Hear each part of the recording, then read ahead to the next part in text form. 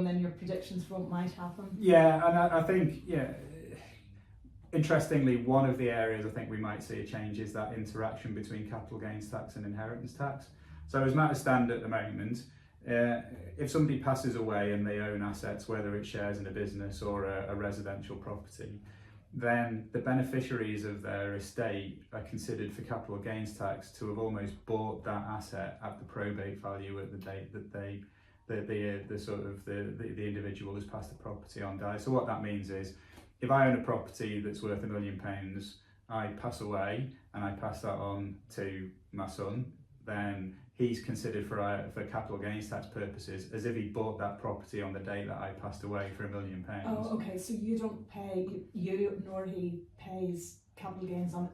If you bought the property yourself for 300,000, Exactly. it's now worth 700,000 or £1 million. Yeah. There's that 700,000 that has no capital gains Correct. tax. Yeah, and he then sold it the following day for £1 million. He paid no capital gains tax on the sale as well. So there's a nice tax-free, what we call an uplift in the cost for capital gains tax purposes.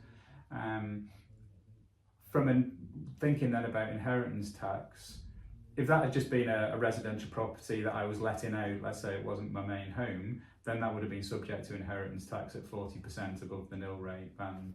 But if that had been shares in a business, shares in a company, a trading company, for example, or if it had been agricultural land, then there would have been potentially no inheritance tax on that. So you're kind of getting a double dip in that scenario, because there's no inheritance tax, but the next generation are still getting an uplift in their capital gains tax based cost.